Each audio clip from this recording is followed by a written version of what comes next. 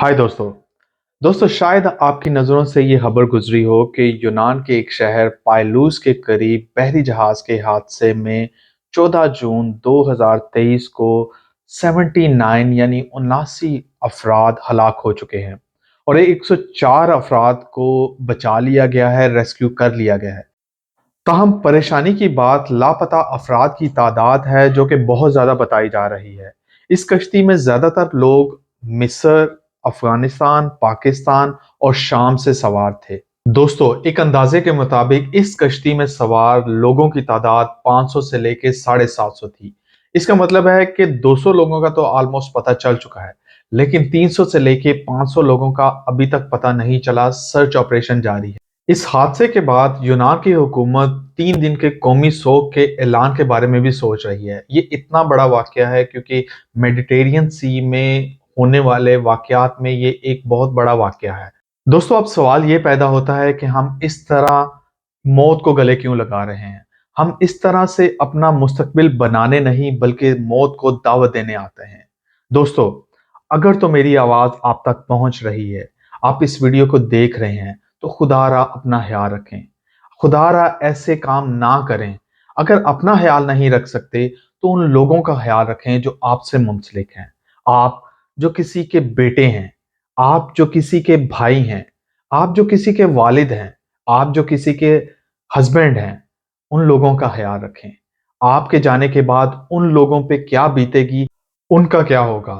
मेरी हाथ जोड़ के आप लोगों से मिन्नत है कि खुदारा इस तरह के रास्तों को ना अपनाएं। आए दिन हम इस तरह की खबर सुन रहे होते हैं कि जिसमें बताया जा रहा होता है कि इल्लीगल वेज से जाते हुए लोग जाँ बहक हो गए। तो हम फिर भी ऐसे रास्ते इख्तियार करते हैं जहां पे हमें पता है कि मौत सामने खड़ी है। फिर हम क्यों ऐसा रास्ता इख्तियार करते हैं? दोस्तों, आप जो रकम इन इंसानी स्मगलरों को देते हो, आप इस रकम को एफिशिएंटली यूज करके लीगली यूरोप भी आ सकते हो। इसका रास्ता मैं बताने जा रहा हूं। ऑल्दो कि मैं रिकमेंड नहीं करता, लेकिन इस वाकया को देखते हुए मेरा दिल अंदर से रो रहा है कि मैं किस तरह से उन लोगों की हेल्प करूं जो कि यूरोप आना चाहते हैं।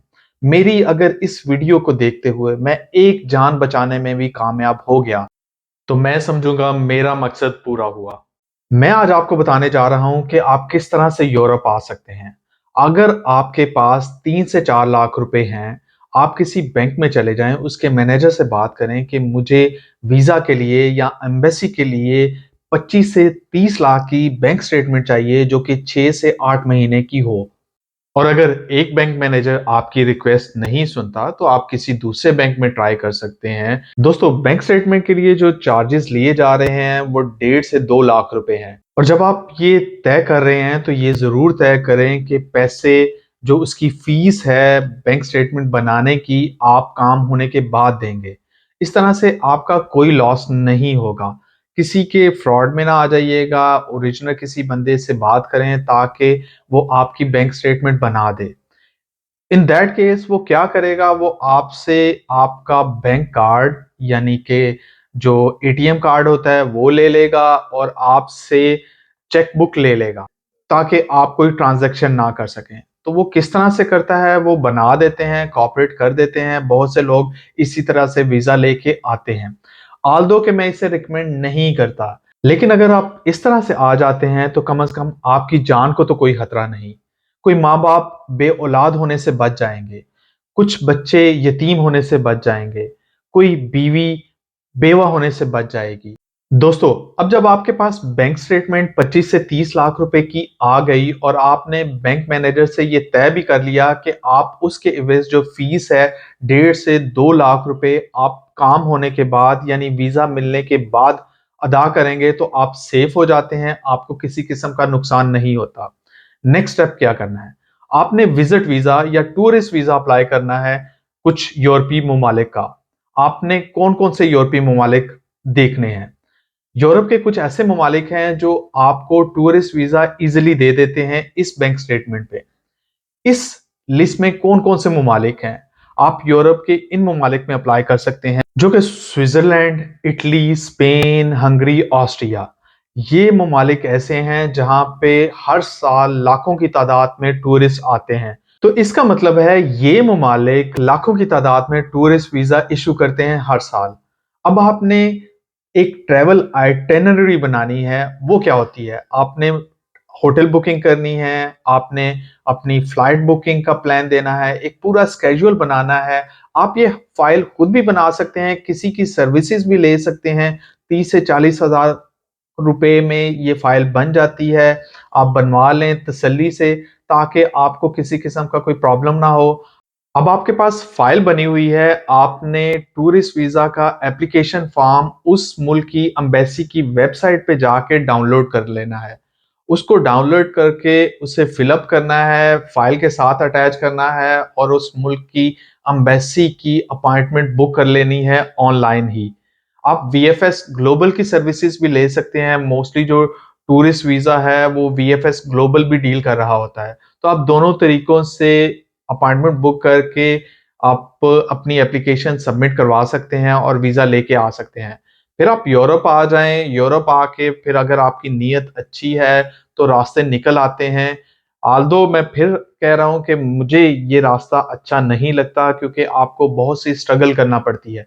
लेकिन फिर भी आप सेफ हैं, आपकी जान को कोई खतरा नहीं। विज़िट वीज़ा अप्लाई करने से आपको होपफुली 95% तक इस बैंक स्टेटमेंट के साथ, अगर आपने ट्रैवल आइटिनरी अच्छी बनाई हुई है, तो आपको वीज़ा मिल जाएगा। आप लीगली आ सकते हैं। फ्रेंड्स, अगर हम बात करें टोटल एक्सपेंस की जो कि टूरिस्ट वीज़ा या विज़िट वीज़ा के आते हैं, तो वो लेट्स से कि 1.5 लाख रुपए आपने बैंक स्टेटमेंट के लिए दे दिए, 30 टू 40,000 मैक्सिमम 50,000 आपने फाइल प्रिपरेशन के दे दिए, आपके पास 200,000 आपने खर्च कर दिए। लेट्स से कि आपने 1.5 लाख रुपए की अंडर 1.5 लाख रुपए आपकी रिटर्न टिकट आ जाती है, तो 1.5 लाख रुपए लगा लेते हैं, तो 3.5 लाख रुपए हो गए। 25 से 30 हज़ार रुपए एम्बेसी फीस लगा लेते हैं, तो 4 लाख के अंदर अंदर आपका सारा प्रोसेस हो सकता है। आप लीगली यूरोप में आ सकते हैं। मेरा आज की वीडियो बनाने का मकसद ये था कि मैं उन तमाम लोगों से मुखातिब हो सकूं जो इल्लीगल वेज से यूनान और इस तरह से आते हैं, कश्तियों के जरिए आते हैं, बाय रोड आते हैं। वो अपनी जानें जो हैं वो हथेली पे रख के आते हैं, ताकि मैं उनको एड्रेस कर सकूं, उनको बता सकूं कि आपके पास दूसरे रास्ते भी हैं। हमारे यहाँ इस रास्ते को चुनने का एक और बड़ा मसला ये है कि हमारे पास नॉलेज नहीं है। जब नॉलेज नहीं है तो हम इस तरह के रास्ते इख्तियार करते हैं। आप कभी उन लोगों से पूछिएगा ज़रूर जो यूरोप में आए हैं, उन रास्तों के ज़रिए उनसे पूछें कि वो कितनी दुश्वारियों से गुज़र के अगर वो पहुँच जाते हैं तो आते हैं। उनके साथ कई ऐसे लोग होते हैं जो वहीं पे रह जाते हैं और उनको उठाने वाला भी कोई नहीं होता। तो खुदारा इस तरह के काम ना करें। अगर आपने आना है तो आप ये कर सकते हैं। मैं इस हक में नहीं था, लेकिन मुझे मजबूरन ये वीडियो बनानी पड़ी है, ताकि मैं अगर किसी की एक की भी हेल्प कर सका तो मेरा मकसद पूरा हो जाएगा। खुदारा अपना ख्याल रखिएगा, मुझे अपनी दुआओं में याद रखिएगा, अपने माँ-बाप की दुआएँ लेते रहें और अपने अज़ीज़-ओ-अक़ारिब का ज़रूर ख्याल रखें जो आपके पीछे हैं, जिनको आपकी कमाई से ज़्यादा आपकी जान की फ़िक्र है। दोस्तों, इस वीडियो को जहाँ तक हो सके शेयर करें, ताकि ये मैसेज उन तमाम लोगों तक पहुँच सके जो कि इल्लीगल वे से, यानी बाय रोड या इन कश्तियों के ज़रिए पैदल सफ़र करके यूरोप आना चाहते हैं, ताकि वो इस फैसला को तर्क करके लीगल वे से बाय एयर यूरोप में आ सकें। फिर मुलाकात होती है एक नई वीडियो के साथ और एक नए टॉपिक के साथ। तब तक के लिए खुदा हाफ़िज़।